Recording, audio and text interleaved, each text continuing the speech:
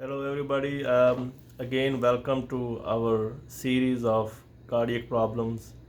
Today, we have a very unique and very common issue to understand, and which is the conduction system of the heart.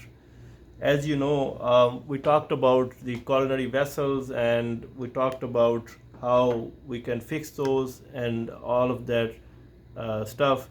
But the most important thing to understand is just like in a particular house, you have the walls, you have the plumbing system, and then you have electrical system, and then you have the doors. So same, the heart has the walls, it has the doors which we talked about, mitral and tricuspid, as well as aortic valve and the pulmonic valve.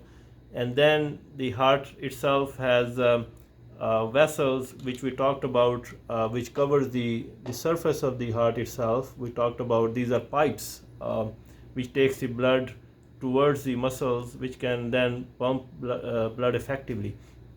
The same way, the heart has electrical system, and I'm sure every one of you at least would have seen this image, what we call as a 12-lead ECG, or in America we call it EKG, just to differentiate from EEG, which is done for the brain.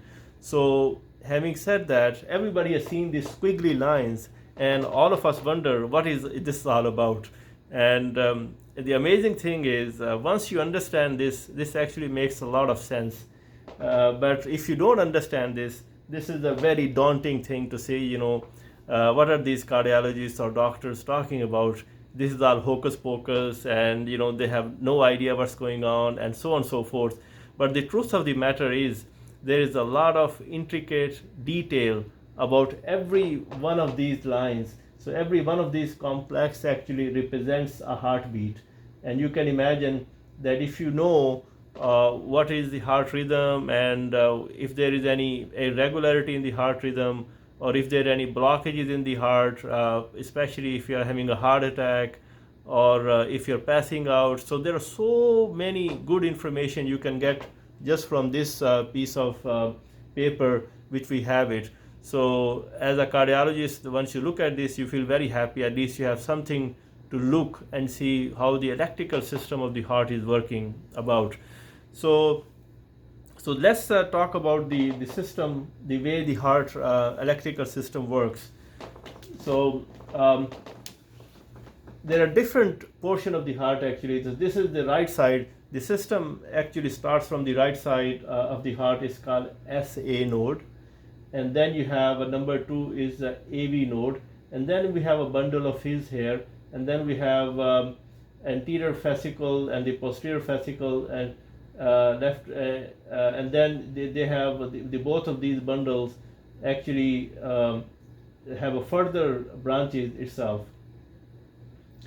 and then as we grow older and older, because of the lot of issues, especially atherosclerosis or atheroma and many others, you end up having a problem with either conduction system here, which is SA node or AV node or others.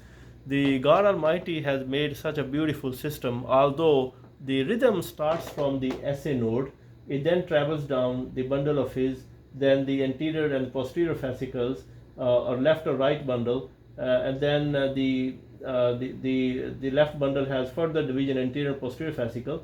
Then you can see there is a very complex, very small fine wires going all the way up into the muscle itself.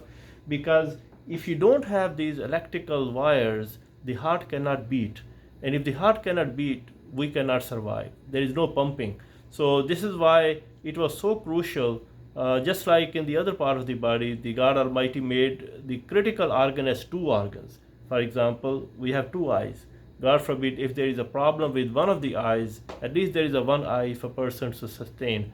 The same way we have two kidneys. The same way there are two sides of the brain itself as well. The same way we have a lot of defense mechanisms in the heart itself. So God forbid, even if we have a complete blockage in this area of the heart, which is the AV node, then there is a capability of each of these branches to take over. as a beating, so the heart will not stop beating. Even though you can have a slow heartbeat, but the heart still beats. An average heart rate is about 72 beats per minute, but anything from 60 to 100 or 70 to 100, 72 to 100 is a kind of normal beat. So anything less than 50 is what we call slow heartbeat or bradycardia. Anything more than 100, we call it as a sinus tachycardia or tachycardia itself. We won't go into a lot of jargon about the terminology, but in a simple wording, I can tell you that this is a huge blessing to have, that if the main circuit is not working, the other circuits take over. So this way, the heart can actually keep on beating. So what are the causes of these? Some of the common causes for the dysfunction of this electrical system. As you know, in the house itself as well, we have a rusting of the wires. Over time, they get rusted. But I can assure you, this is not so easy in the heart, because an average person, if he lives 70 or 80 years, you can imagine there is a wonderful capability of the hearts to still beat, even though you might have some rust here and there, but still the heart keeps on beating. Unlike in a house where after 8 or 10 years you have a rust and then you have a spark and you have a significant damage, and that particular portion of the body, particular portion of the house cannot even have electricity. But instead of that, as I said, so other parts of the heart, in the heart itself, if there is a blockage there or blockage there, other parts of the heart can take over, and so much so that the wall of the heart itself has what we call Purkinje system, very, very tiny branches which can actually take over with rate of maybe 40-45 beats per minute, or even sometimes less, 30s, 25-30 beats per minute. But even though the rate is slow, the person is living. They may not be able to function properly. They may be feeling dizzy or tired or fatigued, but still they're alive. So some of the signs of the heart blocks obviously are, or symptoms are, that you feel extremely tired or fatigued, and sometimes you pass out, and the heart starts to beat again.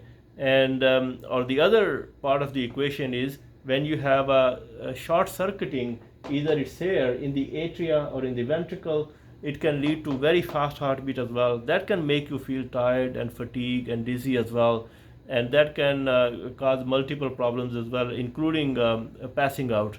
So having said that, so these two extremes, whether you have tachycardia or you have a bradycardia, both of them can be managed effectively. Bradycardia, we can always put a pacemaker.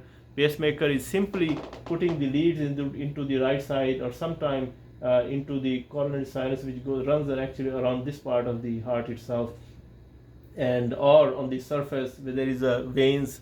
My electrophysiology colleague can do some real miracles. Once you put the pacemaker kinds of take over. Imagine just like a hawk sitting, watching every beat. So if the beat doesn't come, it gives an impulse. And this really shows the human endeavors and the intelligence of human mind, with the help of our God Almighty, that we are able to conquer a very slow heartbeat. And in fact, in a very fast heartbeat as well, we can do a lot of actions, including medicine and some of the defibrillators as well. So I hope this was beneficial. Please look at this. We try to make these videos in a way that everybody can understand it. Thank you for your attention.